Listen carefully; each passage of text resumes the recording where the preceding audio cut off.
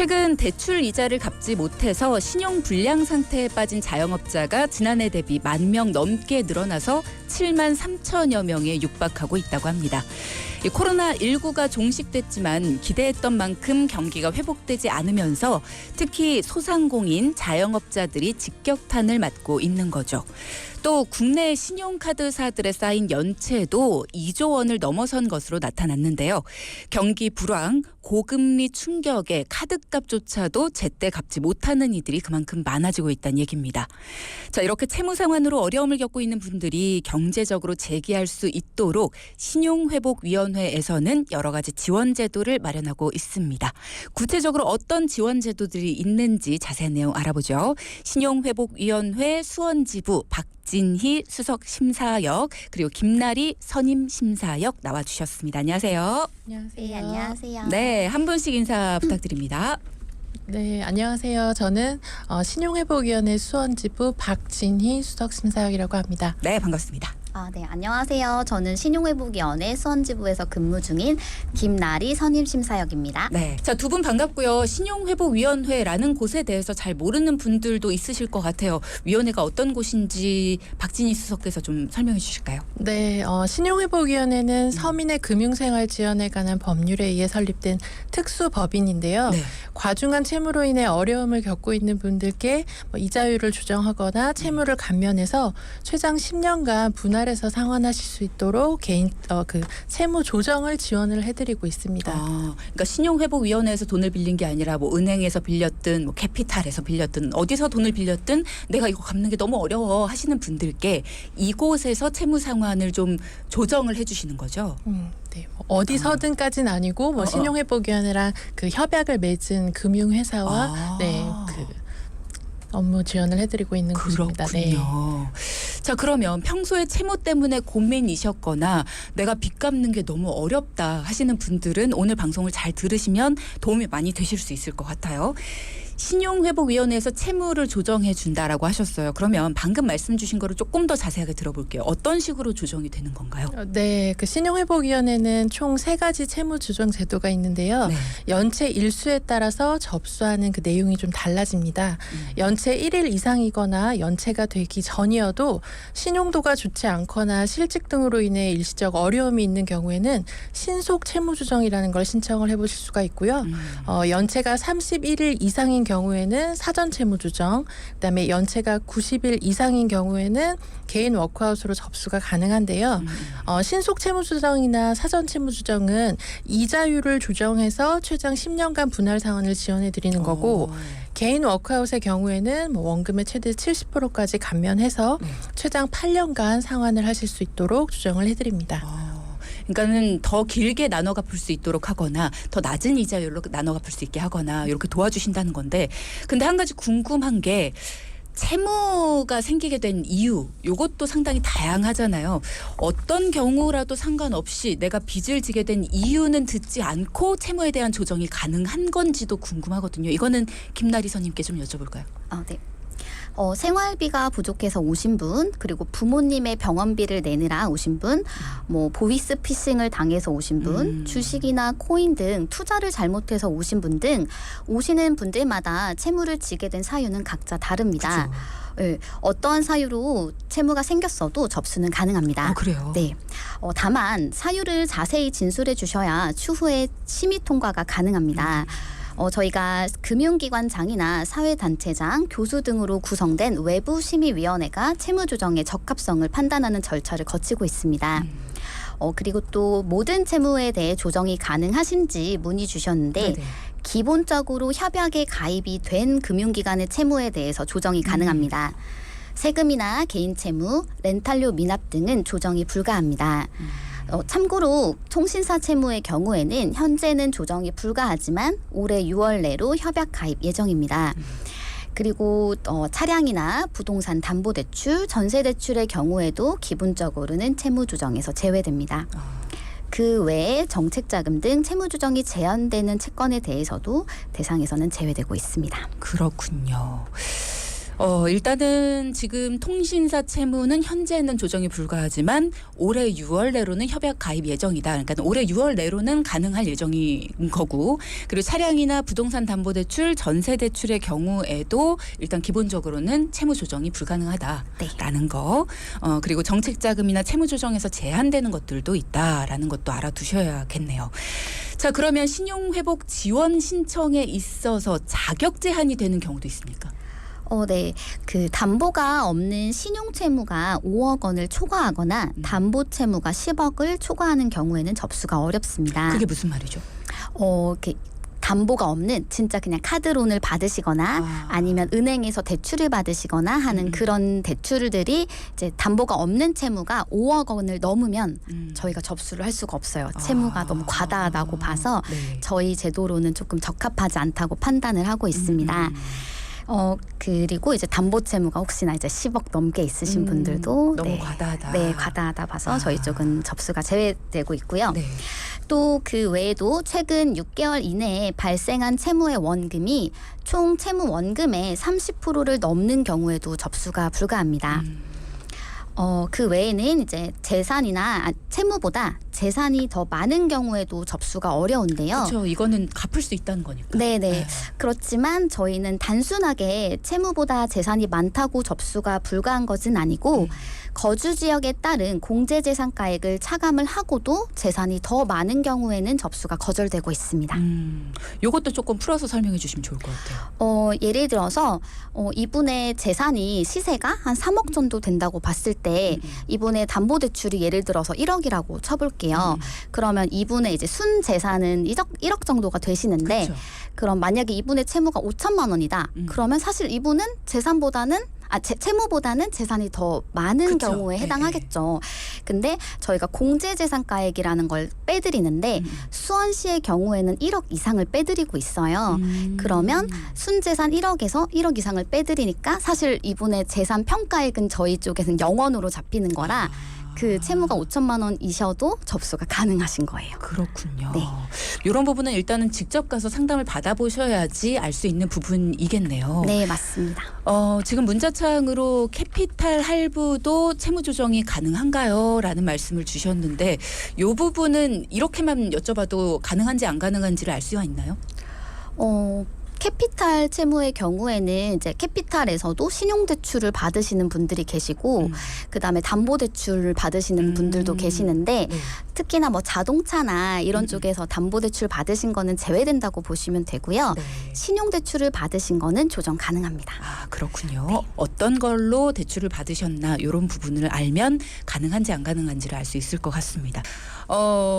이런 이야기도 좀 궁금해요. 혹시 연체가 되기 전에 내가 빚을 열심히 갚고 있었지만 이 채무를 정리하는 게 더 이상은 좀 힘들 것 같다. 이제는 좀 조금만 더 숨통을 트이고 싶다라는 생각이 들어서 채무 조정 가능할까요? 라고 물어보시는 분들도 있으실 것 같거든요.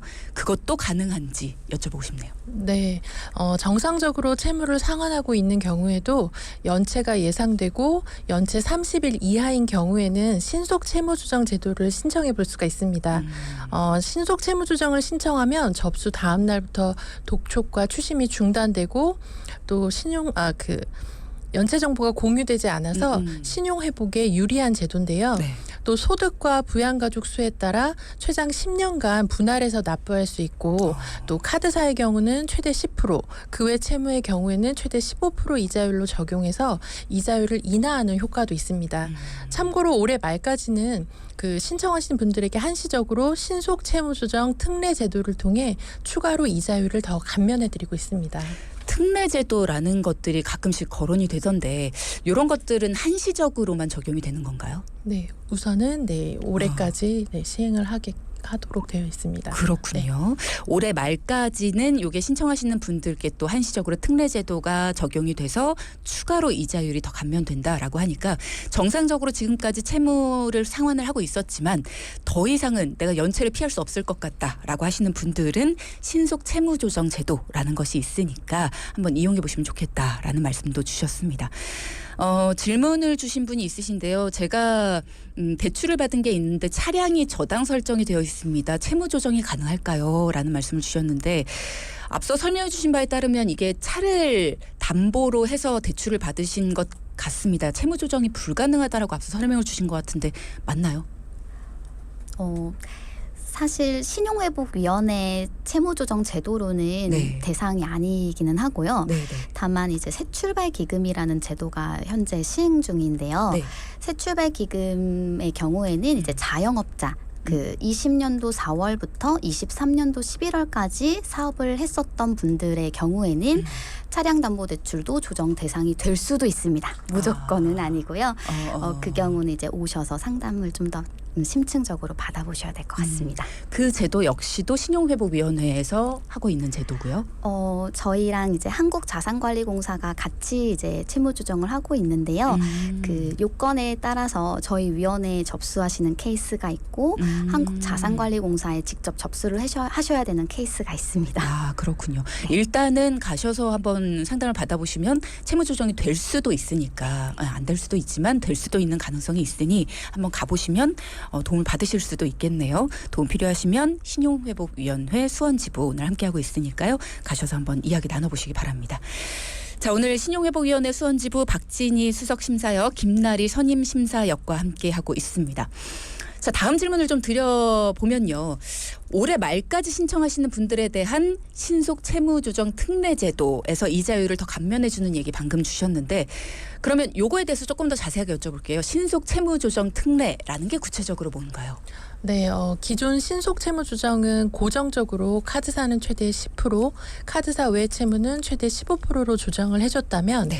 이 신속 채무 조정 특례의 경우에는 이자율의 30에서 50%를 인하를 해주고요. 또 만 34세 이하 청년층의 경우에는 그 약정한 이자율에서 30에서 70%까지 인하, 또 기초수급자나 중증 장애인 70세 이상자의 경우에는 50에서 70%까지 이자율을 인하해주고 있습니다. 네. 네, 뭐 다만 이자율의 하한선은 3.25%로 정해져 있고요. 아, 그렇군요. 30에서 50%라고 했는데 3.25로도 이렇게 정해져 있다라고 하니까 그렇군요. 신속 채무 조정 그러면 어떤 분들이 신청을 할 수 있는지 방금 전에 일단은 뭐 인하율에 대한 그 자격 가능한 분들의 경우에는 설명을 해주셨는데 신청 가능한 분들에 대한 자격 요건 요것도 좀 듣고 싶어요. 신속 채무조정은 연체가 1일 이상 30일 이하 연체 중인 경우에 접수가 가능합니다. 다만 연체가 없어도 신용도가 하위 10% 이하인 경우에는 신청할 수 있는데요. 네. 올해 말까지는 연소득 4,500만 원 이하이시거나 만 34세 이하인 경우 하위 20% 이하여도 접수가 가능하세요. 또 6개월 내에 실직이나 휴직 혹은 폐업을 했거나 질병 등으로 인해서 3개월 이상 입원이 필요하신 분들도 접수 가능합니다. 그 외에 최근 6개월 내에 금융회사에 5영업일 이상 연체한 횟수가 3회 이상이신 분들, 재난 또는 긴급 상황으로 신속하게 지원할 필요가 있다고 인정되는 경우에도 신청할 수 있습니다. 가끔 소득이 없거나 증빙이 어려워서 접수를 걱정하시는 분들이 계시는데요. 네. 현재 무직이셔도 실업급여를 받으시거나 혹은 가족 등 제3자가 상환을 지원해 줄 수 있는 경우라면 접수가 가능합니다. 많은 분들이 나도 해당이 되겠다 이런 생각을 하실 것 같아요. 자, 그러면 채무 조정을 하게 되면 어떤 식으로 감면을 받게 되는지 그냥 들으면 조금 어려울 것 같고 사례가 있다면 사례를 통해서 말씀을 해주실 수 있을까요? 네. 그 A라는 채무자가 카드론을 5천만 원을 받았다고 가정을 해보겠습니다. 네. 상환 기간을 5년으로 하고 이자율 15%에 빌리게 되면 월 상환액이 119만 원이 됩니다. 부담스럽겠네요. 네, 이 경우에는 신속 채무 조정을 접수하면 카드사 채무의 경우에는 이율을 10%로 조정을 해줍니다. 그리고 상환 기간을 최장 10년으로 연장할 수 있기 때문에 월 상환액이 66만 원으로 줄어듭니다. 만약 신속채무조정 특례를 접수를 했고 이자율 감면이 최대 70%까지 되게 되면 조정 이자율이 4.5%가 되는데요. 그 경우에는 월 상환액이 52만 원까지 떨어집니다. 다만 상환 기간이 길어지면 상환을 해야 하는 총 이자 상환액은 늘어날 수 있다는 그쵸. 점은 유의해 주셨으면 좋겠습니다. 어쨌든 많은 분들이 지금 당장의 생활이 어렵기 때문에 이제 카드 채무까지도 지게 되시는 건데 총 이자율을 보면 답답해지실 수가 있거든요. 근데 지금 보니까 말씀 주신 부분에 있어서 이율 자체가 많이 줄어들었기 때문에 기간이 어쨌든 늘어나더라도 총 이자율에 있어서도 크게 금액이 많이 크게 늘어날 것 같진 않아요. 예, 이런 부분에 있어서도 도움이 필요하신 분들은 신용회복위원회에 한번 가셔서 도움 요청하시면 좋을 것 같습니다. 근데 혹시라도 신용회복위원회에 채무조정을 신청한다. 이런 것들은 좀 걱정이 되실 것 같아요. 예를 들어서 내가 이제 좀 어려워서 대출을 한번 받아볼까 이렇게 조회만 하더라도 내 신용 점수에 뭔가 불이익이 있지 않을까? 이런 걱정들을 좀 하거든요. 그러면 혹시 채무 조정을 신청했을 때 내가 더 이상 뭔가 대출이 어려워진다거나 아니면 내 신용도가 확 낮아지거나 뭐 이런 불이익은 없을까? 이런 걱정들 하시지 않을까요? 네. 불이익이라기보다는 이제 조금 불편하신 점이 생기실 수가 있는데요. 우선 접수를 하시게 되면 보유 중인 모든 신용카드는 정지가 됩니다. 네. 다만 신용정보 조회를 해도 이런 신속 채무조정 중이라는 사실이 뜨지는 않아서 잘 상환하시다가 신용도가 어느 정도 회복이 되면 다른 카드사에서 카드 발급을 받으시거나 다른 금융기관에서 대출을 받아보실 수도 있고요. 네, 또 이제 이 신속 채무조정이 확정되면 채권 기관에서는 대환 처리라는 걸 할 수가 있어요. 그럼 대환 처리된 경우 대출 금액이나 대출 날짜 등이 새롭게 등록이 될 수 있습니다. 그래서 그로 인한 신용 평점이 좀 변동될 수 있다는 거. 그리고 아까 사례를 통해 말씀드렸듯이 신속 채무조정은 이자율을 낮춰드리긴 하지만 상환 기간을 장기로 연장하게 되는 거라 그로 인한 총 이자 상환액이 늘어날 수 있다라는 점. 이런 것들이 조금 단점 아닌 단점이라고 말씀드릴 수 있겠습니다. 네. 그러니까 더 이상의 빚이 생길 수 있는 가능성을 차단은 하는 거네요. 신용카드를 정지를 시킴으로 인해서. 그러면서 신용도가 좀 회복이 되면 어찌됐건지 간에 카드도 발급받을 수 있고 다른 금융기관에서 대출도 받을 수 있고 그렇게 해 주신다라는 겁니다. 채무조정을 접수한 후에 확정이 되는 데까지는 어느 정도의 시간이 필요해요? 네, 보통 접수하고 확정 시까지 2달 정도가 소요가 되는데요. 채권 기관에서 채무 금액 등을 신고해주면 담당 심사역이 채무 조정안을 작성하고 심의위원회의 심의를 거치게 됩니다. 심의를 통과를 하게 되면 그 이후에 채권 기관의 동의 여부에 따라서 이제 확정 여부가 결정되어지고요. 네. 접수한 후 다음 날부터 모든 독촉과 추심이 중단이 되고. 확정이 된 후 문자나 카톡 등을 통해 확정되었다는 사실을 통보받게 됩니다. 그러면 그 확정일로부터 2주 이내에 신용회복위원회 어플이나 홈페이지를 통해서 합의서 체결을 해주시거나 또 인근 지부에 방문하셔서 이 합의서 교육을 듣고 체결을 해주시면 됩니다. 그러면 확정이 안 되는 경우도 있습니까? 네, 금액 기준 과반수 이상의 채권 기간이 부동의를 하게 되면 확정이 되지 않습니다. 네, 보통 채권 기간이 한두 개 이렇게 소수이거나 대부업체 위주의 채무가 아니라면 동의율은 매우 높은 편입니다. 그렇군요. 확정이 되고 나서 만약에 많이 이자율도 낮춰주고 상환할 수 있는 기간도 크게 늘려줘서 부담을 줄여줬는데도 불구하고 뭔가 내 사업이 잘 되지 않고 일이 잘 풀리지 않아서 이게 상환을 잘 못하게 되는 경우도 생길 수 있잖아요. 사람 일이라는 잘 모르니까. 그렇게 됐을 때는 어떻게 되나요? 네, 상환을 하는 중에 질병에 걸리시거나 실직을 하거나 폐업 등으로 인해 그쵸. 어쨌든 납부가 좀 어려워졌다 하시는 분들은 저희가 6개월간 이자만 납부하는 상환유예 재조정을 신청해 볼 수 있습니다. 미납이 발생을 하더라도 3회 미납까지는 문제가 없습니다만 4회 이상 미납이 되면 효력 상실, 즉 취소가 될 수 있습니다. 다시 우린 재조정 안 받아주겠다. 그렇게. 그래서 4회 이상 미납이 생기지 않도록 관리를 해주셔야 되는데요. 이제 아무래도 이렇게 4회 이상 미납이 돼서 실효가 되시면 다시 채권기관으로부터 독촉이랑 추심을 이제 받게 되시니까 지속적으로 조금 납부가 어려우시다 하시면 저희 고객센터에 유예가 가능한지 문의해 주시면 됩니다.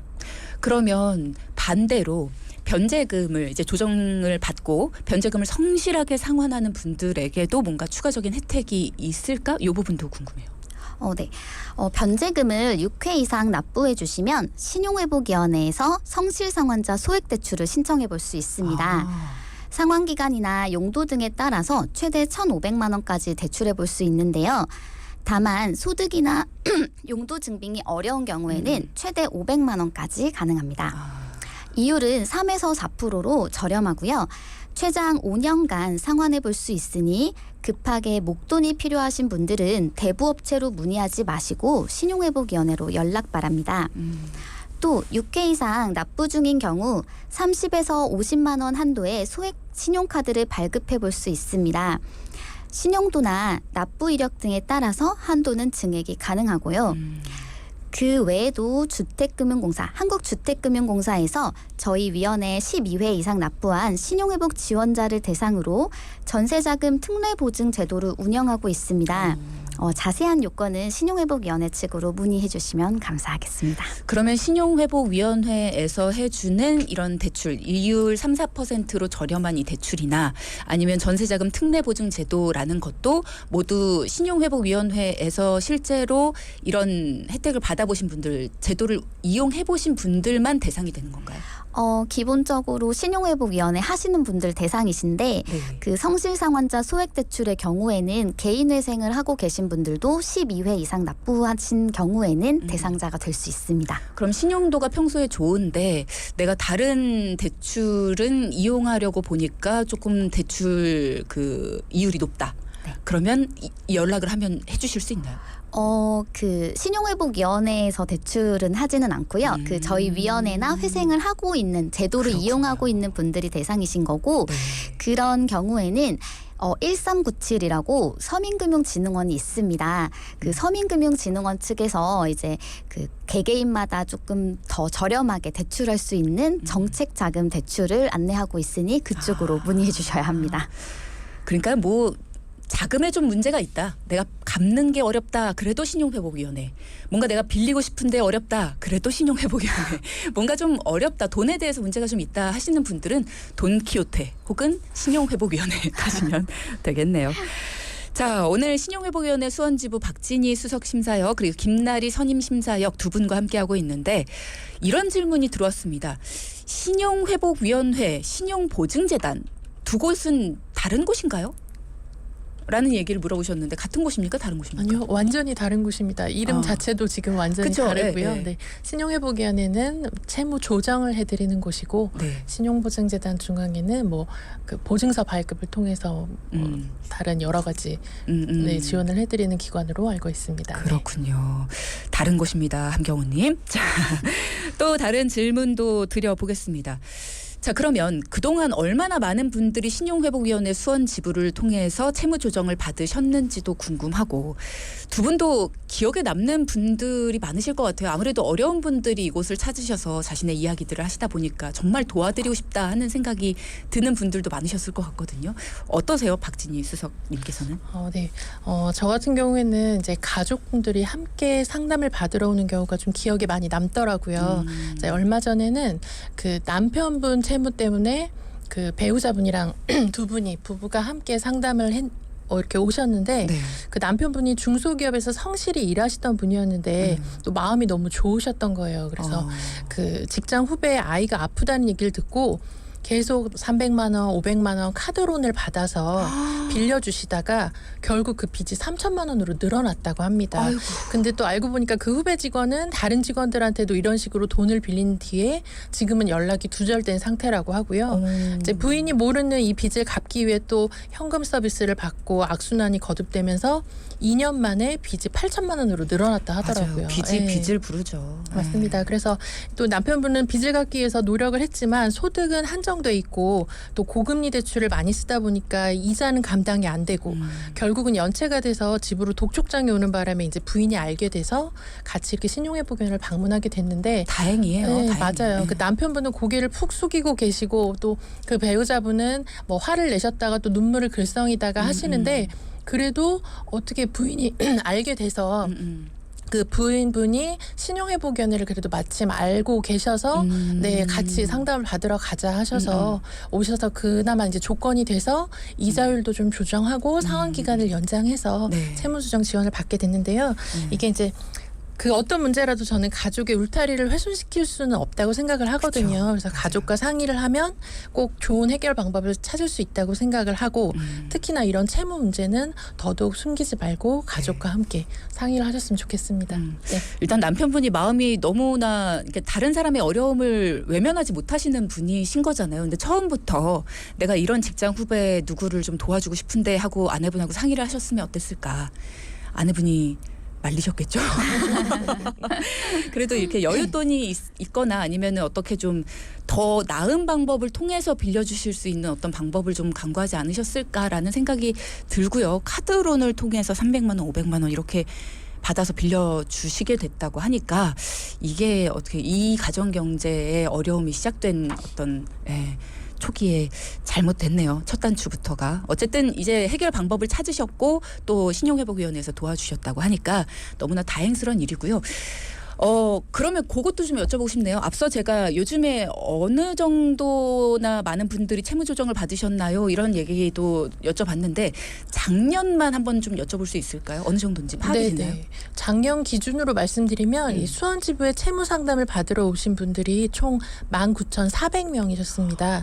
네, 그 중에 절반이 넘는 31분이 채무 조정 접수를 하셨고요. 네. 저도 이번 집계를 해보면서 생각보다 훨씬 더 많은 분들이 수원지부를 찾아주셨다는 사실에 좀 놀라웠습니다. 네, 작년에 굉장히 바쁘셨네요. 네, 19,000여 분이 오셨었고 그중에 10,000분이 넘게 채무조정을 받게 됐다라는 말씀 주셨는데 많은 분들이 도움을 받고 있습니다. 여러분도 혹시라도 이 채무 상환 때문에 고민이 되신다면 한번 가보시면 좋을 것 같고. 자, 그러면 신용회복위원회에서 채무조정 상담을 받고 싶은 분들 어떻게 해야 될까? 이 부분을 오늘 중요한 부분인 것 같습니다. 준비해야 될 서류 같은 게 있을까요?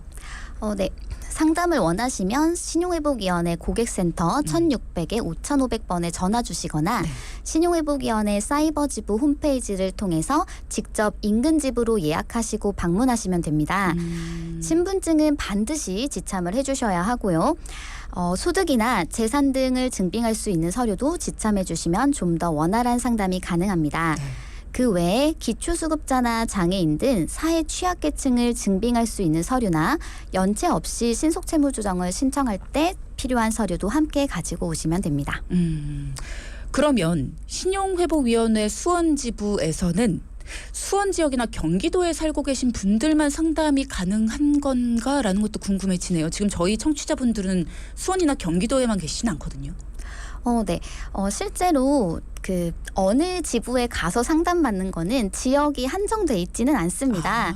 뭐 서울 분들이 수원에 오실 일이 있어서 수원 지부로 오셔서 접수하시는 분들도 계시고요. 상관없다. 네, 수원 분도 서울에 가셔서 접수를 하시기도 하고 뭐 지방에 잠깐 뭐 출장 가 있으실 때 접수를 하시기도 하고 합니다. 그냥 단지 한 번 가서 끝나는 게 아니기 때문에 그냥 편의를 위해서 그냥 인근에 자주 갈 수 있는 곳으로 접수를 하시는 게 좀 편하시겠다라는 생각은 드네요. 저희 청취자분도 이런 얘기 주셨습니다. 저도 저희 남편과 수원지부로 가서 한 번 완납했고 아직도 7년이 남아 있네요. 그래도 신용회복위원회 덕분에 우리 집이 살았습니다. 이혼까지도 생각을 했는데 그래도 살 구멍으로 신용회복위원회 수원지부 찾아가서 지금도 부부로 살고 있습니다. 3년 지나니까 은행 체크카드도 나왔습니다. 라는 말씀 주셨네요.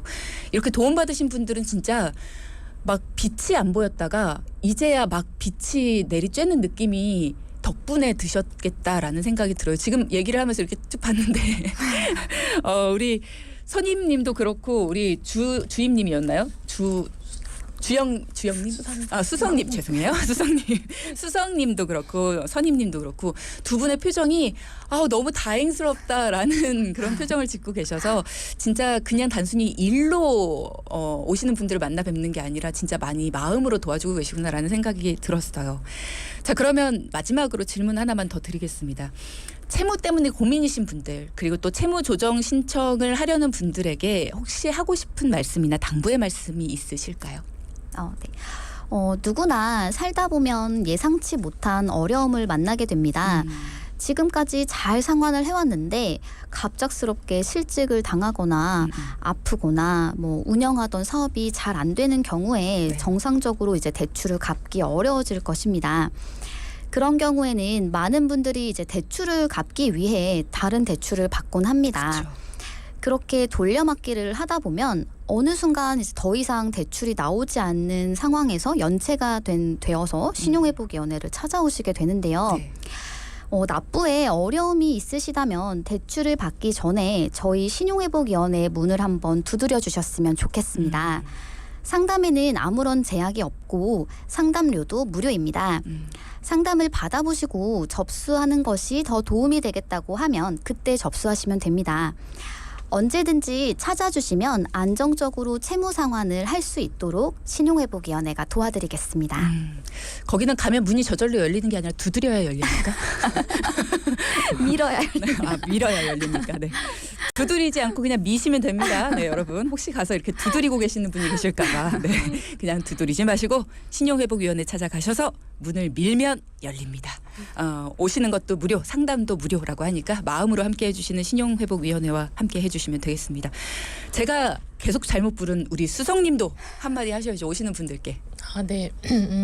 좀 전에 이렇게 문자 읽어주셨던 내용 듣고 제가 조금 감동을 받긴 했거든요. 실제로 그렇게 저희는 접수하고 심사하고 도움을 드리긴 했지만 그 후에 이제 그분들의 마음을 좀 전달을 받는 일이 많지는 않으니까 근데 또 이렇게 말씀을 해주시니까 네, 이렇게 지금 이 일을 하고 있는 게 되게 뿌듯하고 네, 앞으로도 많은 분들을 위해 조금 더 애써야 되겠다라는 생각이 들었습니다. 네, 조금 이렇게 왜 그 라인상에 서 계시는 분들도 있잖아요. 될지 안 될지 돼야 되는데 살짝 조금 애매한 이런 분들도 꼭 좀 도와주시기 바랍니다. 네, 애써주세요. 오늘 말씀 잘 들었고요. 지금까지 신용회복위원회 수원지부 박진희 수석심사역, 김나리 선임심사역과 함께했습니다. 두 분 감사합니다. 감사합니다.